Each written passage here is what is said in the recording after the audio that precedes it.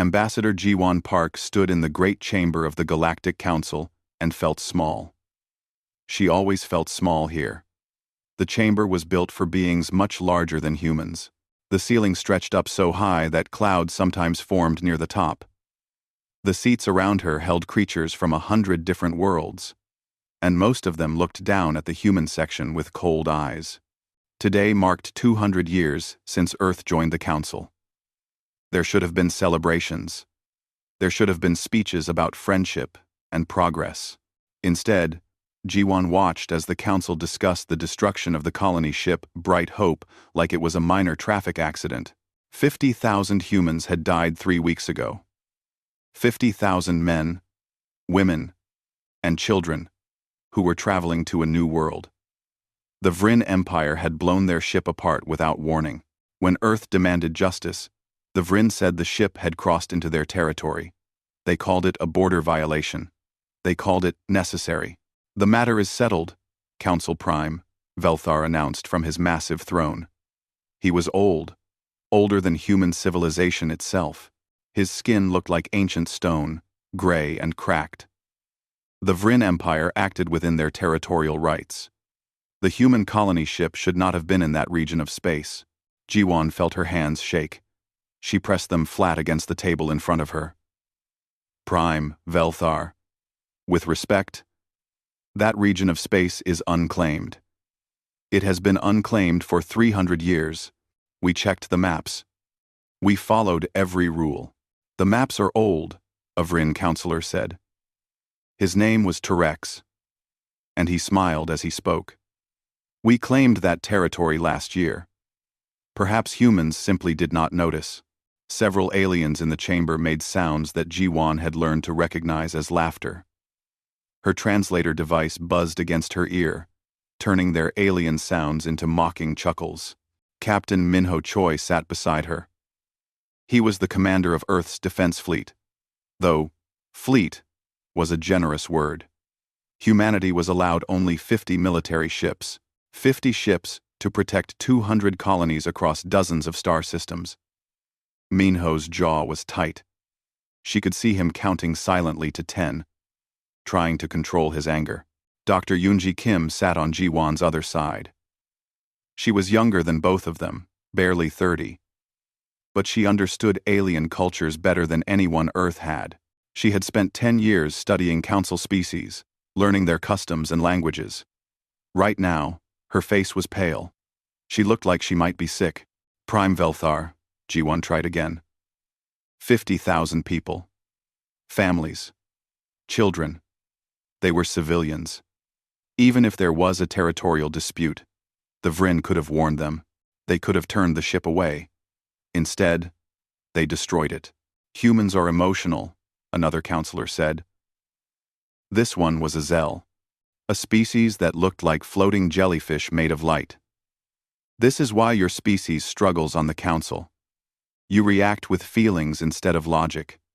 The law is clear. Territory is territory."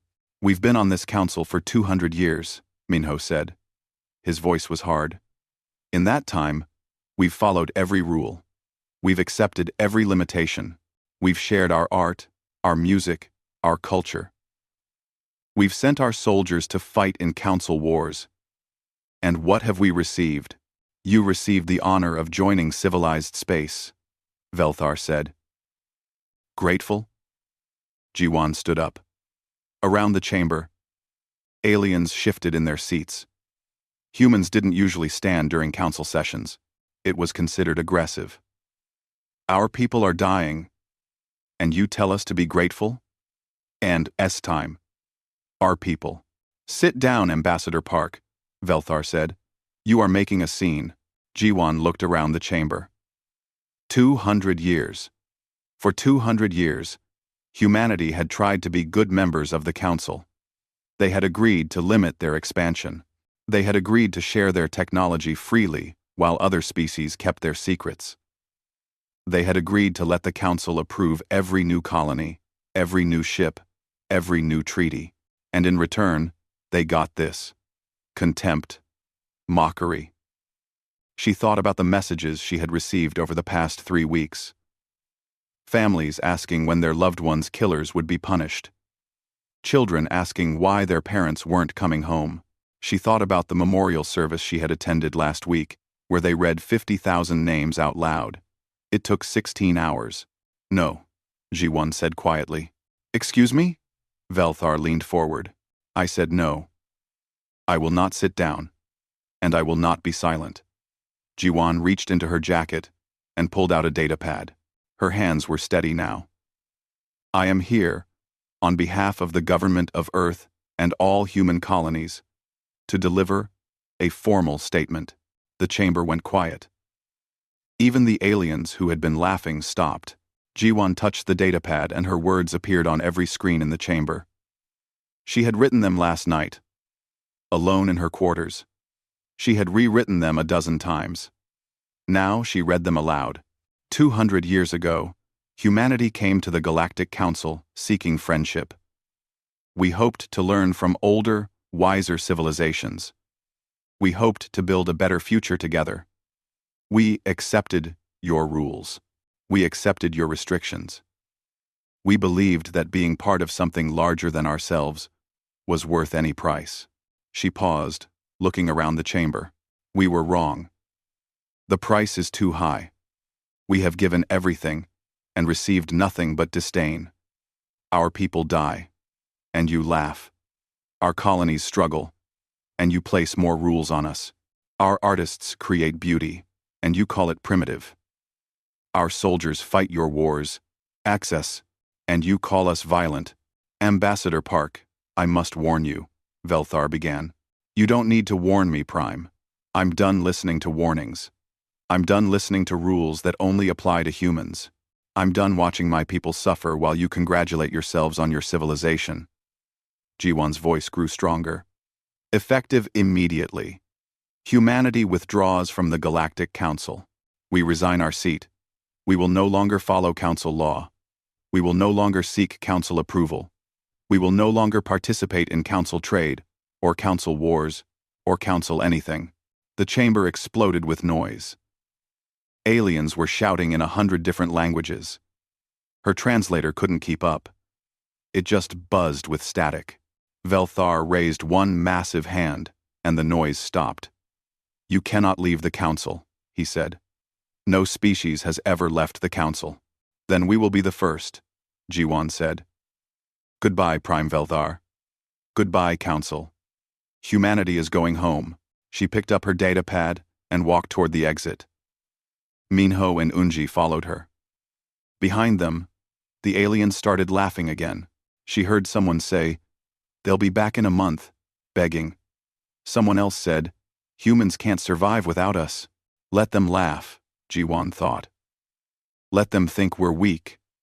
Let them think we need them. They would learn the truth soon enough. As the doors closed behind them, Unji touched Ji-won's arm. Do you think we did the right thing? Ji-won looked at her.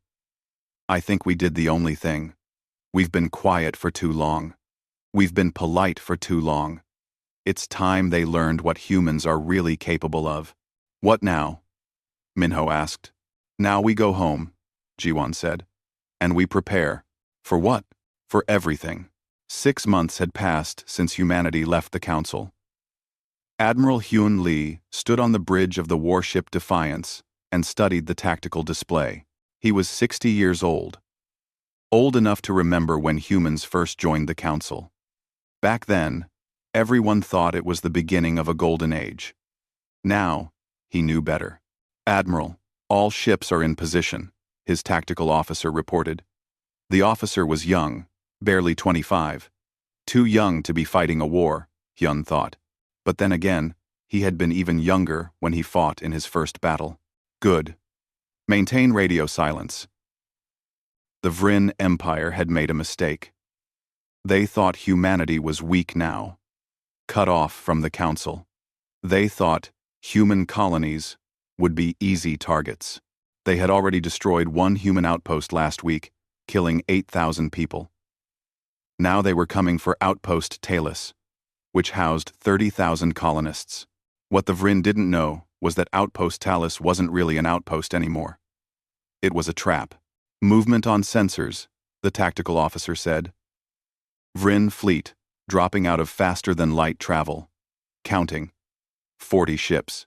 They're big ones too, Admiral. Battle cruisers. Hyun nodded. Let them get closer. I want them committed, before we spring the surprise. On Earth, engineer Sunmi Kang was having a much quieter day. She stood in a secret facility buried 3 miles underground, and watched as the final tests ran on humanity's newest weapon. The facility didn't officially exist. It wasn't on any map. Only a handful of people knew about it. Power levels are stable, one of her technicians reported. The wildfire drive is operating at 110% efficiency. Sunmi smiled. The wildfire drive was humanity's answer to a simple question. What if we stopped following Council rules about weapons? The Council had rules about everything. Rules about which weapons were too dangerous, which defenses were too aggressive, which ships were too fast. Humanity had followed those rules for 200 years. Now they didn't have to. Begin the combat simulation, Sunmi ordered. The weapon powered up. It didn't look like much, just a cylinder of strange metal that seemed to absorb light. But inside that cylinder was technology that would make the Council very nervous. It was partly reverse-engineered from Council tech that humans had been quietly studying for decades. But mostly it was human innovation. Human creativity applied to alien science. The simulation ran. On the screens, a virtual enemy fleet appeared. The wildfire drive activated. The enemy fleet disappeared in a flash of light. Time from activation to destruction? Sunmi asked. 2.3 seconds, ma'am. Sunmi nodded. Good. Ship it to Admiral Lee. He's going to need it. Across the galaxy, Merchant Do Yun-han sat in a small bar on a space station at the edge of Council territory. He was drinking something that tasted like battery acid, but was supposedly a local delicacy. Across from him sat a Vryn merchant, someone he had traded with for years. I'm telling you this as a friend, the Vryn said. His name was something unpronounceable, so Do-yun just called him Red because of his skin color. Leave this region of space. The Empire is going to wipe out the human colonies. They're making an example. If you stay, you'll get caught in the fighting. Thanks for the warning, Do-yun said. He took another sip of the terrible drink. But I'm not leaving. You're a fool, then. Humans are nothing without the Council. Your ships are old. Your weapons are weak. The Empire will crush you. Do-yun smiled. Maybe.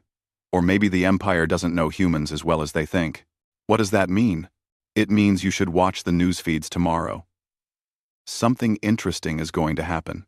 Back at Outpost Talus, the Vryn fleet was closing in. They were broadcasting threats, demanding the outpost surrender. The colonists were supposed to be panicking, begging for mercy. That's what happened at the last outpost, but this time was different. Admiral, the Vryn commander is demanding we surrender, the communications officer said. He says, if we surrender now, he'll only kill half the colonists as punishment. If we resist, he'll kill them all. Tell him we decline his generous offer, Hyun said calmly. The Vryn fleet opened fire. Massive energy beams shot toward the outpost. Enough firepower to crack a moon in half. The beams hit the outpost's shields and stopped. The shields held. They more than held. They barely flickered. Vryn commander is demanding to know what kind of shields we're using, the communications officer said. She was smiling now. Tell him they're human shields. Tell him we made them ourselves. Hyun watched the tactical display. All ships, activate and engage. Let's teach the Vryn what happens when you attack humans. 20 human ships appeared out of nowhere, dropping their stealth fields. They had been hiding in the asteroid field around the outpost, completely invisible to Vryn sensors. The Vryn fleet suddenly found itself surrounded. Fire, Hyun ordered. The human ships opened up. Their weapons weren't standard Council issue anymore. They were faster, more powerful, and much more aggressive. The first volley of fire destroyed 6 Vryn ships before the enemy could even react. "They're trying to retreat," the tactical officer shouted. "Don't let them. I want them to remember this day." Hyun leaned forward. "Launch the wildfire missiles." Sunmi's new weapons shot out from the human ships. They moved faster than anything the Vryn had seen before, faster than their targeting computers could track. The missiles didn't just destroy ships. They made them disappear in flashes of blue fire. The battle lasted 15 minutes.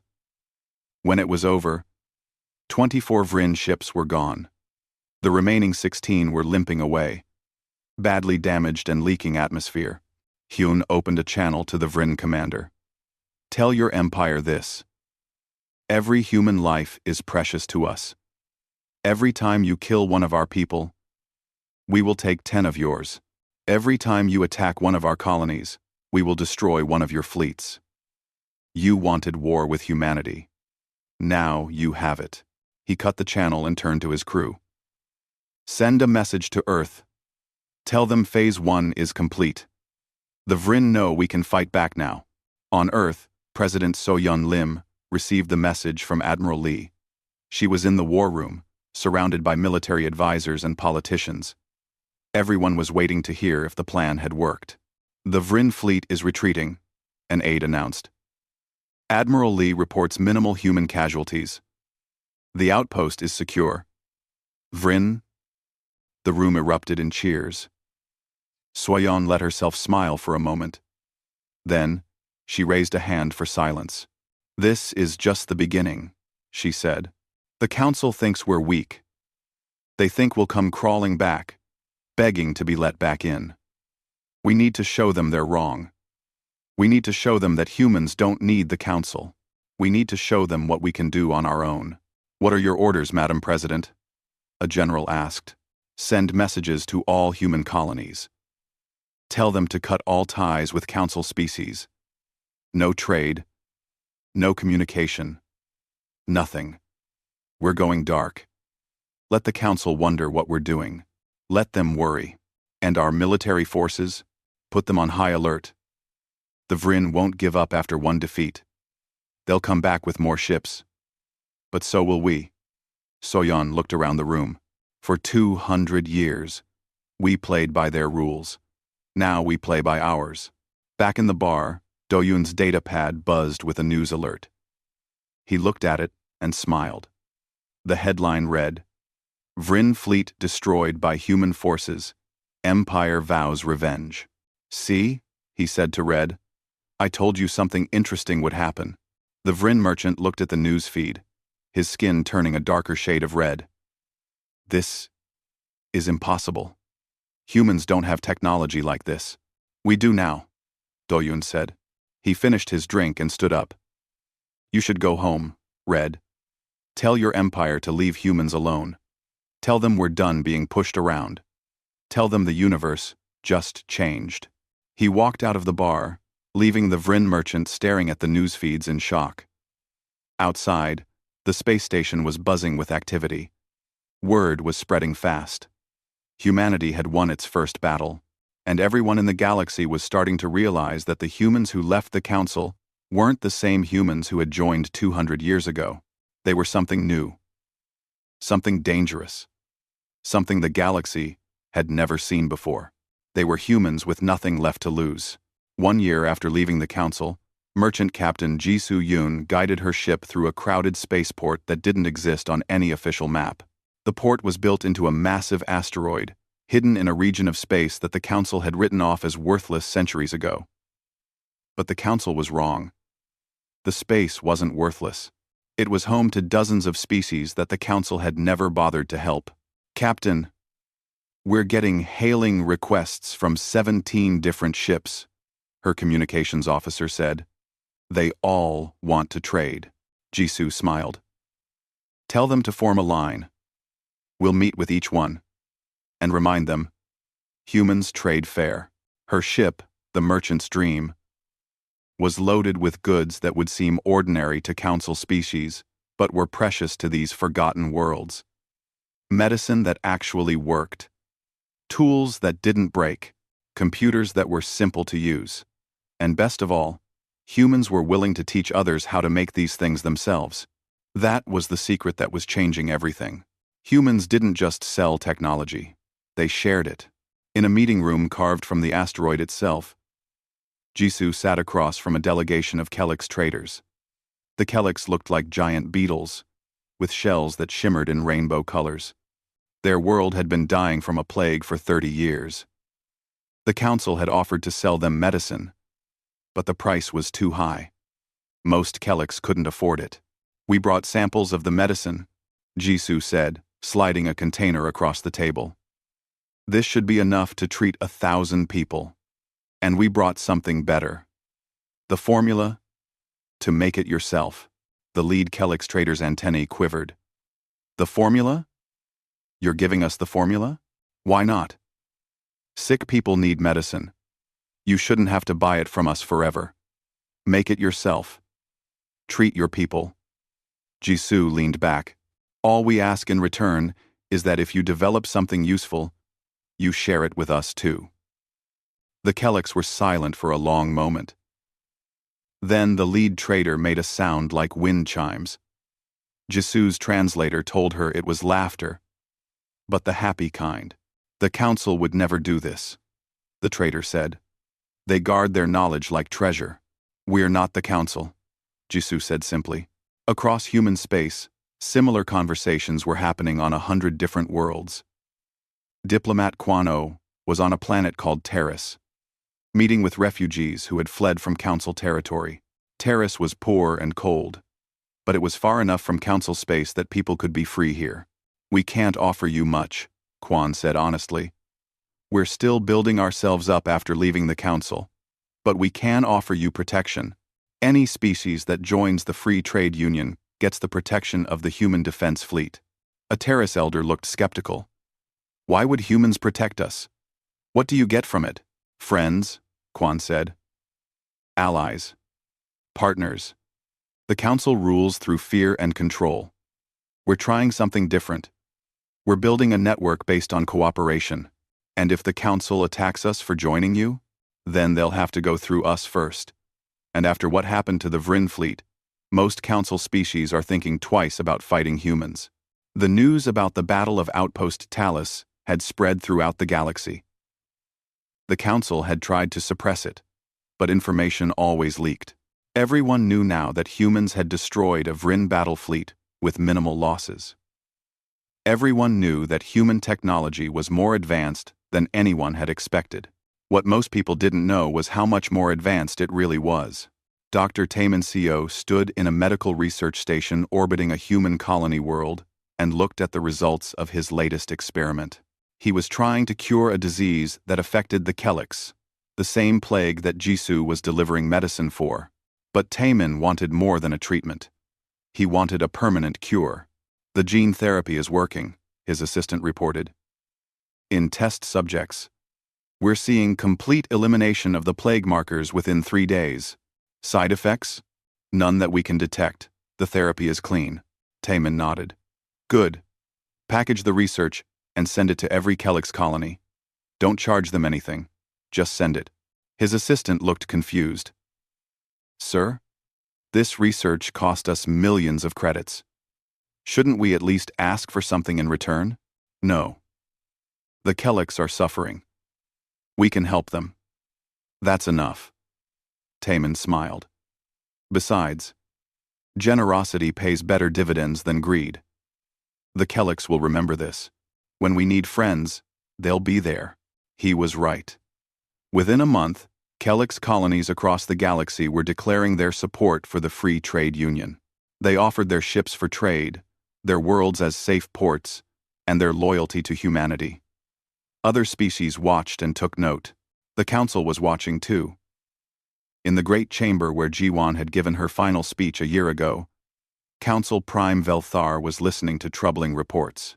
14 more species have left council territory to join the human trade network, an aide reported. 23 more are considering it. Our trade routes are collapsing. The minor species that used to serve us are gone. How is this possible? Velthar demanded. Humans have been gone for only a year. They're supposed to be struggling. They're supposed to be begging to return. They're not struggling, Prime. They're thriving. And worse, they're helping everyone around them thrive too. The aide brought up economic charts. Look at this. These species were barely surviving under our trade system. Now, with human help, their economies are growing. Their people are healthier. They're happy. Happiness is irrelevant, Velthar snapped. Order is what matters. Control is what matters. With respect, Prime. The minor species disagree. They're choosing freedom over order. They're choosing humans over us. Velthar slammed his fist on the arm of his throne. Send a message to all council members. Any species that trades with humans will be sanctioned. They will lose access to council markets. They will lose council protection. They will stand alone. The aide hesitated. Prime. With respect, that may not work. Many of these species believe they're stronger with humans than they ever were with us. Then make them understand they're wrong. Use whatever methods are necessary. Back on Terrace, Quan received word of the council's threats. He called an emergency meeting with the leaders of the Free Trade Union. Representatives from 40 species gathered in a room that had to be specially built to accommodate so many different body types. The council is threatening sanctions, Quan announced. They want to force you to stop trading with humanity. They want you to stand alone. A Kellex representative spoke up. We won't stand alone. We'll stand with humans. The council's markets are huge, a different species argued. Can we really survive without access to them? We don't need their markets, Jisoo said. She had arrived just in time for the meeting. Look around this room. 40 species, each with resources and goods to trade. We can build our own market. It won't be easy, but it will be ours, and nobody can take it away from us. The council will send their military, someone else warned. They'll force us back. Let them try, Quan said quietly. Humanity didn't leave the council because we were weak. We left because we were tired of being controlled. If the council wants war, they'll get war. But I don't think they do. They're used to fighting species that follow rules. Humans don't follow their rules anymore. The representatives talked for hours. They argued and debated. Finally, they voted. The result was unanimous. The Free Trade Union would stand together, with or without council approval. Quan sent the results back to Earth. President Soyeon Lim read the report and smiled. It's working, she said to her advisors. The council ruled through divide and conquer. We're uniting everyone they kept apart. The council won't let this continue, a military advisor warned. Eventually, they'll have to act. I know, Soyeon said. We're ready for that. Admiral Lee's fleet is at full strength. We have weapons the council has never seen. And most importantly, we have something the council lost a long time ago. What's that? Purpose. The council exists to maintain the council. We exist to help people, to protect them, to build something better. That's worth fighting for. She was right. Across human space, millions of people were working toward the same goal. Engineers were building better ships. Scientists were developing better medicine. Teachers were training a new generation that would never bow to the council. Soldiers were preparing for the war they knew was coming. And in the forgotten corners of the galaxy, species that had been ignored for centuries were discovering something they had never had before. Hope. Hope that they could be more than servants. Hope that they could build their own futures. Hope that they had found allies who actually cared. The Free Trade Union was growing. Every week, more species joined. Every week, the council's grip on the galaxy grew weaker. The balance of power was shifting, and everyone could feel it. Jisoo stood on the bridge of her ship and looked at the stream of vessels coming and going from the hidden port. A year ago, this place had been empty. Now, it was one of the busiest trading posts in the galaxy, and it was just the first. Humans were building more ports, opening more routes, making more connections. "Captain, incoming message from Earth," her communications officer said. "They want to know if we need anything." "Tell them we're good," Jisoo said. "Tell them the mission is successful. Tell them." She paused, thinking. "Tell them humanity is finally doing what we should have done from the beginning. We're making friends the right way." The officer smiled and sent the message. Outside the ship, a Kellex vessel docked at the port, probably bringing the first batch of medicine they had made themselves using the formula humans had shared. Tomorrow, there would be more ships, more species, more connections. The Council had ruled the galaxy for thousands of years. But their time was ending. A new era was beginning, built not on control but on cooperation. And humanity, the species the Council had mocked and dismissed, was leading the way. 18 months after humanity left the Council, Fleet Admiral Yuna Song stood in the command center, buried deep beneath Earth's surface, and watched 300 ships appear on the tactical display. They weren't human ships. They were Council ships, and they were jumping into the solar system with weapons charged. "All defense platforms are active," her tactical officer reported. "Earth's orbital defense grid is online. Luna Base reports ready. Mars Defense Command reports ready." Yuna took a deep breath. This was the moment humanity had been preparing for since they left the Council. They knew it would come eventually. The Council couldn't let them go. Couldn't let them succeed. Because if humanity could thrive without the Council, it proved the Council was unnecessary. And unnecessary things eventually disappeared. "Open a channel to the Council fleet," Yuna ordered. A face appeared on the main screen. It was Velthar himself, the Council Prime. He looked angry, but Yuna could see something else in his ancient eyes. "Fear, Admiral Song," Velthar said. "You are harboring fugitive species. You are disrupting Council trade. You are spreading unlicensed technology. The Council demands you surrender immediately and return to Council authority." "No," Yuna said simply. "You have no choice. We have brought 300 ships. You have perhaps 50. Surrender, and we will be merciful." Sentry. Sentry. Number 4. "We have no choice. We have no choice. Surrender, and we will be merciful." Yuna smiled. "Prime Velthar, do you know what I've learned in the past 18 months? I've learned that the Council is very good at bullying weak species. But you've never fought anyone who could fight back. You don't know how. Are you threatening the Council?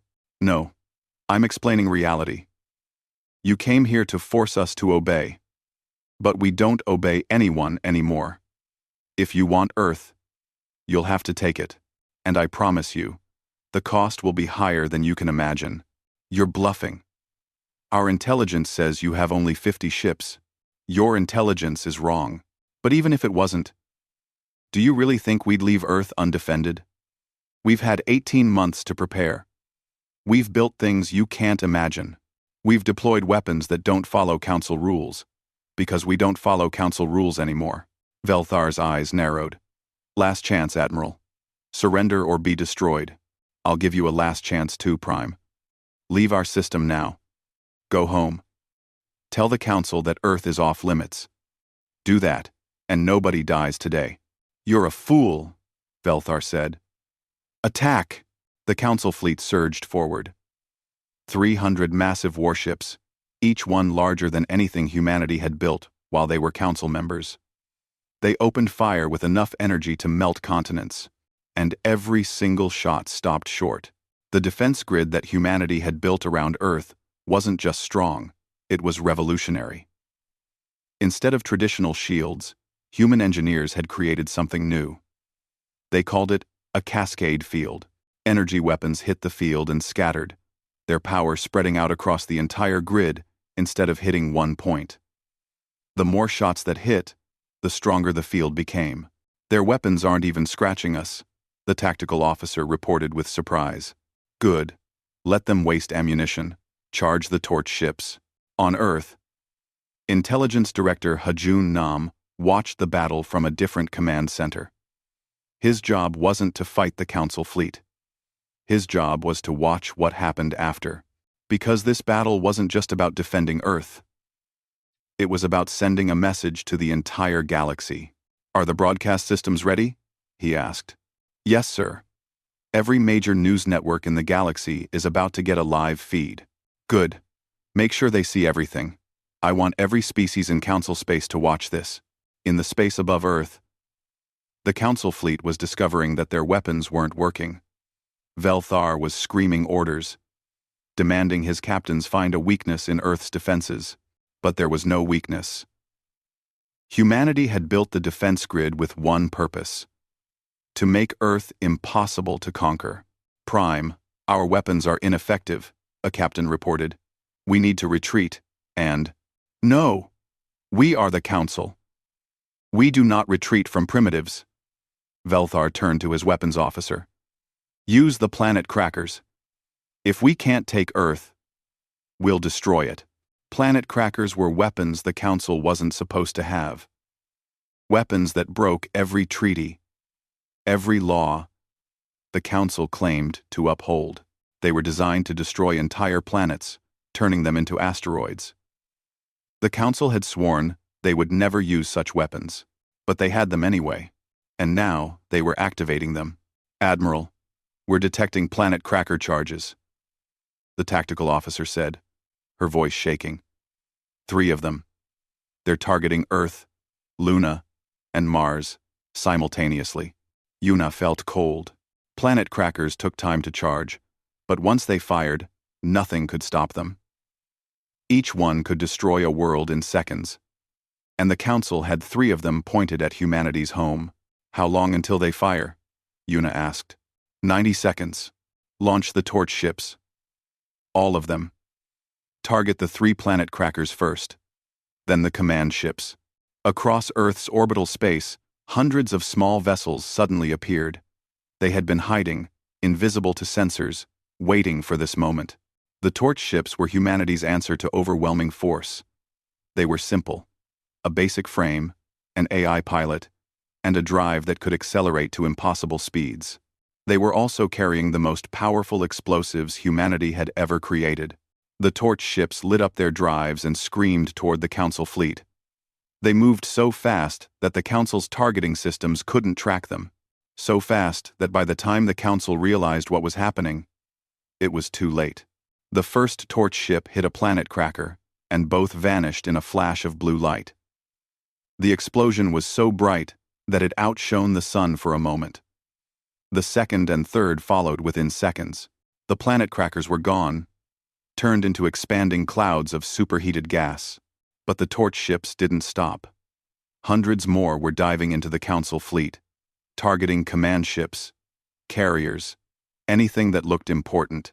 The Council fleet tried to shoot them down, but for every torch ship they destroyed, 3 more got through. "They're using suicide attacks," Velthar screamed. "This is barbaric. This violates every law of civilized warfare." "We're not civilized by your standards," Yuna said calmly. The Battle of Seoul lasted 3 days. Not because humanity was losing, but because the Council fleet kept trying new tactics. They tried to rush Earth's defenses. They tried to land troops on Mars. They tried to cut off supply lines between human colonies. Nothing worked. By the end of the 3rd day, the Council fleet was broken.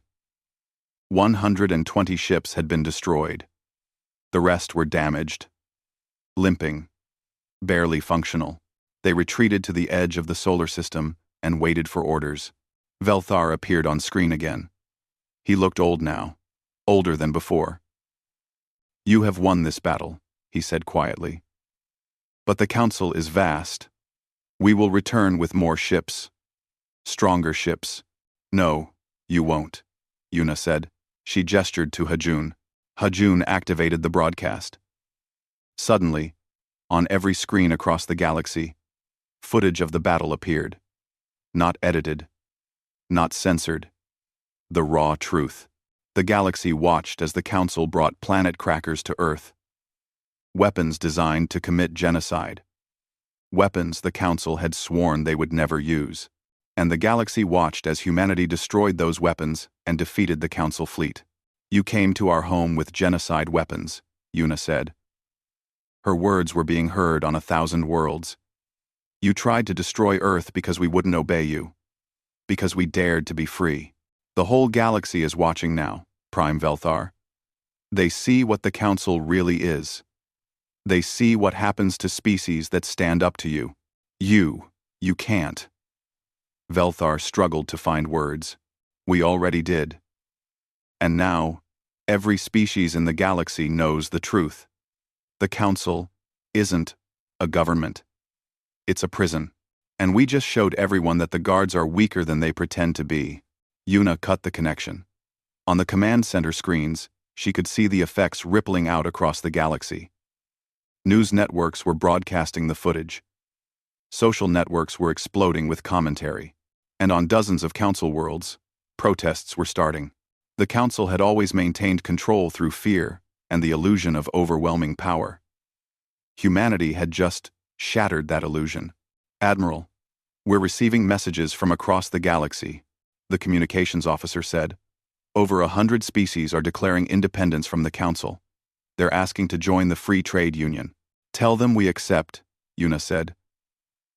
On the Council homeworld, Velthar's government collapsed within hours.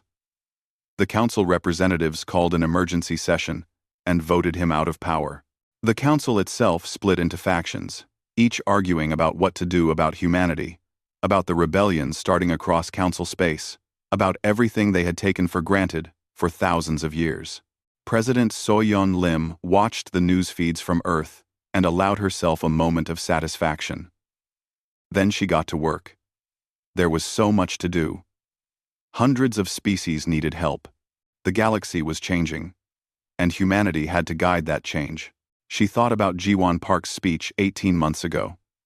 The day humanity left the Council was supposed to be a failure, a retreat, a sign of weakness. Instead, it had become the day the universe began to change. "Madam President," an aide said, "Admiral Song is requesting orders. She wants to know what to do about the Council remnants in our system." "Let them go," Soyeon said. "Let them return to their worlds and tell everyone what happened here. Let them spread the word that Earth cannot be conquered, that humanity cannot be controlled. And then we do what we've been doing. We help people. We build alliances. We show the galaxy that there's a better way than the Council's way." Soyeon smiled. "We've won the war. Now we need to win the peace." Across human space, people celebrated. They had defended their home. They had proven that leaving the Council was the right choice. They had shown that humanity didn't need to obey anyone. But the smartest humans, the ones like Yuna and Soyeon and Hajun, knew this was just the beginning. The Council was wounded but not dead. There would be more battles, more challenges, more species that needed help. But humanity was ready. They had left the Council as supplicants. They had returned to the galactic stage as equals. And the universe would never be the same. 5 years had passed since humanity left the Council. Ambassador Ji-won Park walked through the rebuilt Council chambers and marveled at how different everything looked. The massive seats designed for species larger than humans had been replaced with adjustable platforms. The dark stone walls now had windows letting in natural light. The air smelled different too, less like ancient power and more like a place where people actually worked. She wasn't here as a supplicant this time. She was here representing the Free Trade Union, which now included 217 species. More than half the species that used to belong to the Council.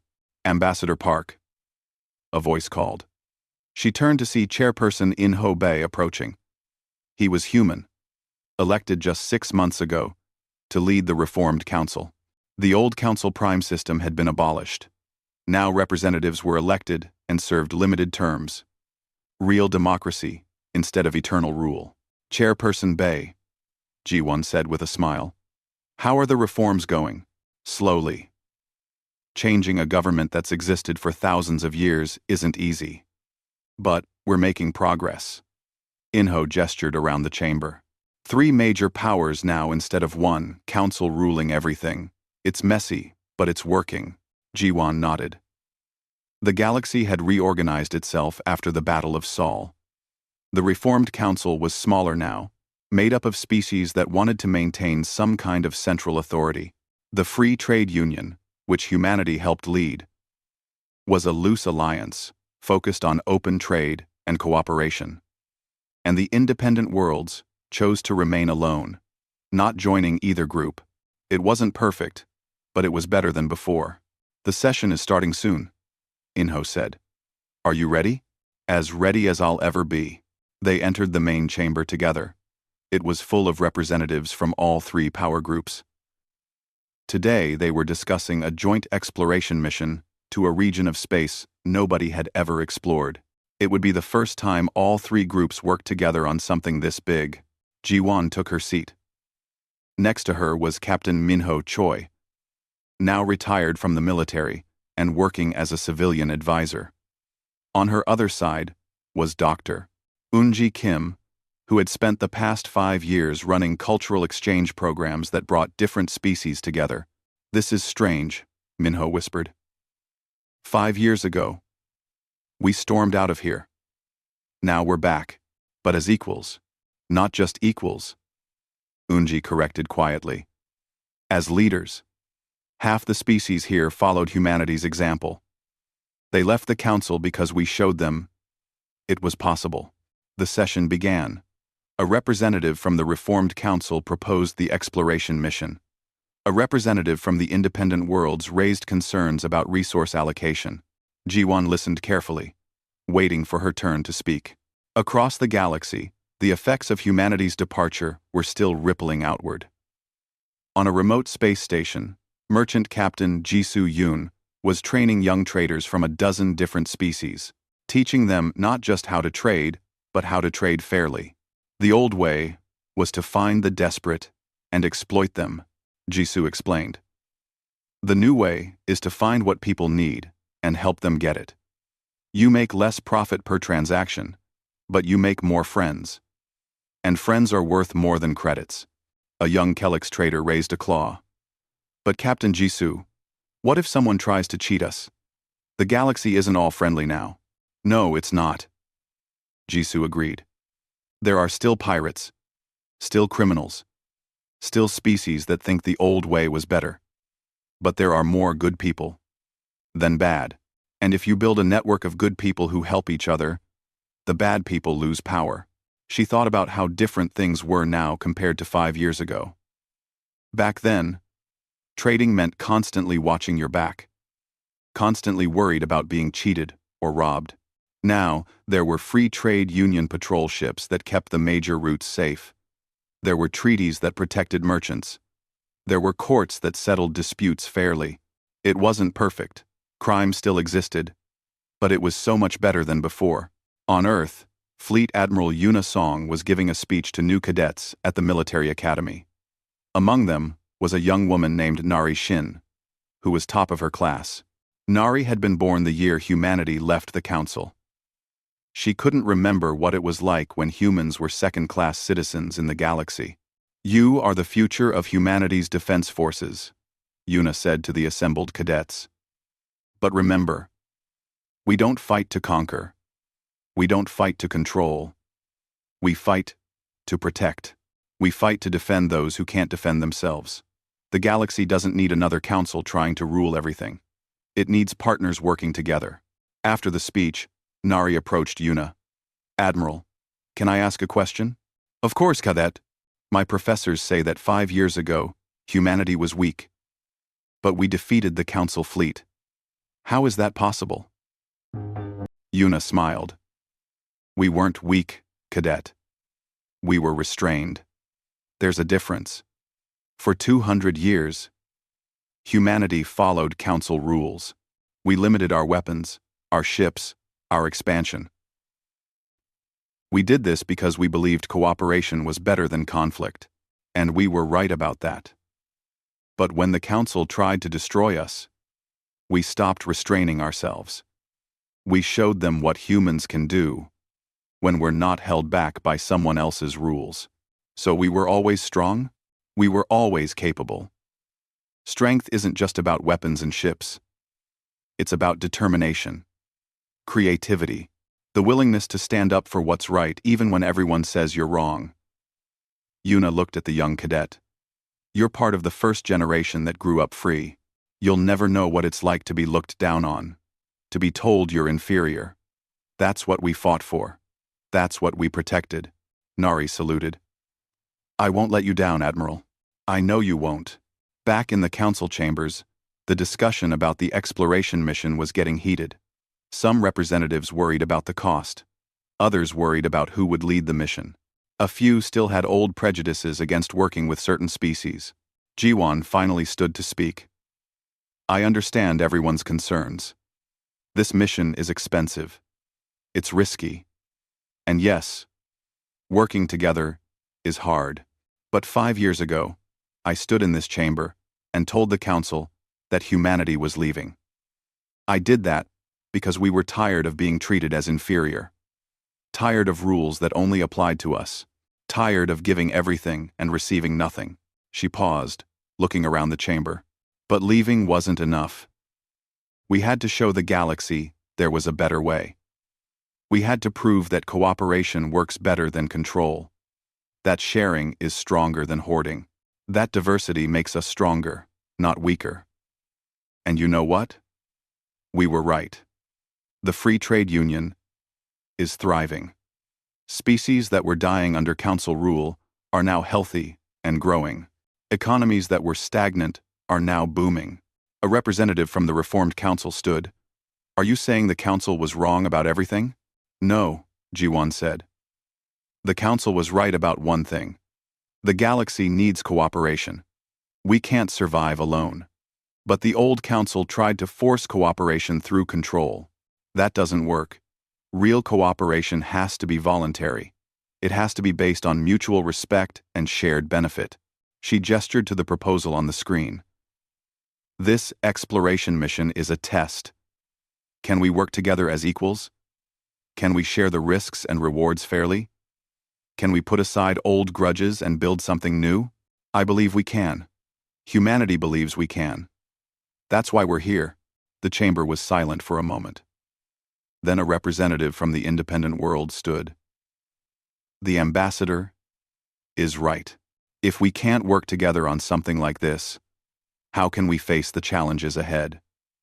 The galaxy is bigger than all of us. There are threats out there we haven't even discovered yet. We need to be united. The vote was called. The exploration mission passed with overwhelming support. All three power groups agreed to contribute ships, resources, and personnel. It would be the first joint mission of its kind.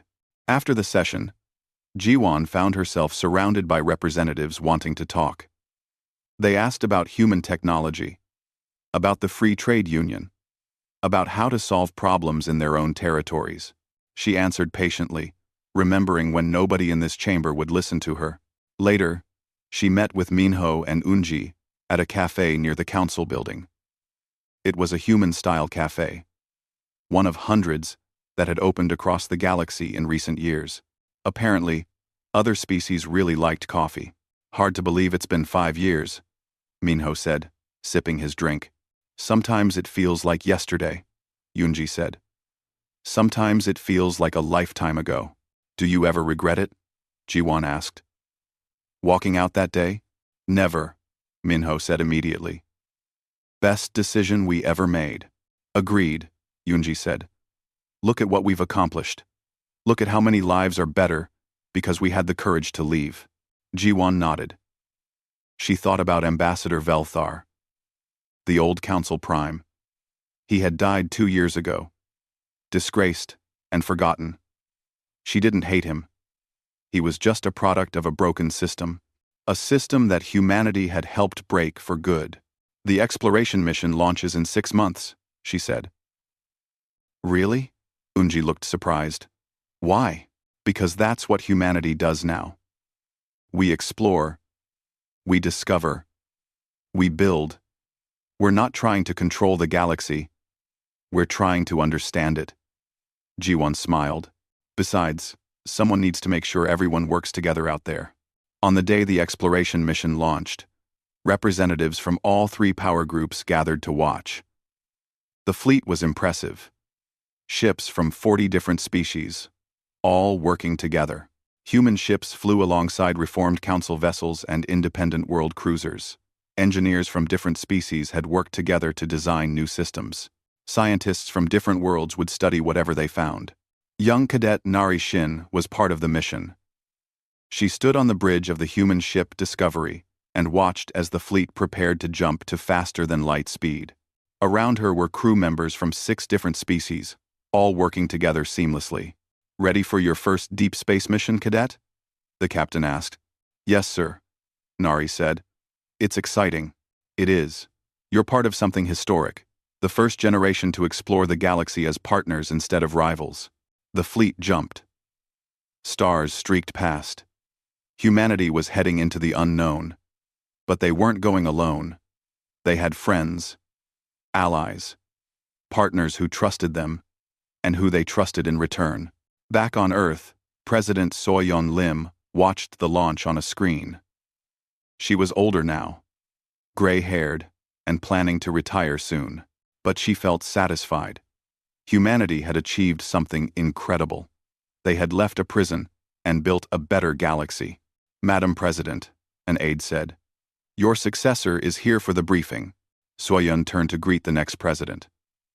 They would face new challenges, new problems. But they would face them as free people, as equals, as leaders. The day humanity left the council was the day the universe changed.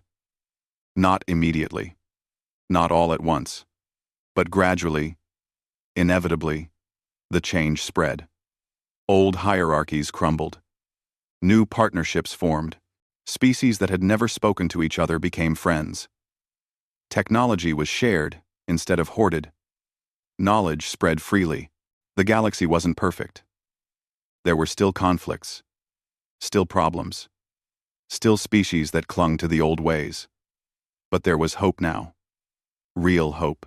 The kind of hope that comes from knowing that change is possible, that freedom is achievable, that a better future can be built. And at the center of that hope was humanity. Not because they were the strongest, or the smartest, or the oldest, but because they had the courage to walk away from a system that didn't respect them.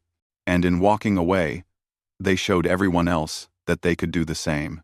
The universe had changed, and it would never go back to what it was before. Somewhere in deep space, the exploration fleet discovered something amazing. An ancient structure built by a civilization long gone. A civilization that had tried to rule the galaxy and failed. A warning from the past. But humanity and its partners weren't trying to rule. They were trying to understand, to explore, to build something better than what came before. And that made all the difference.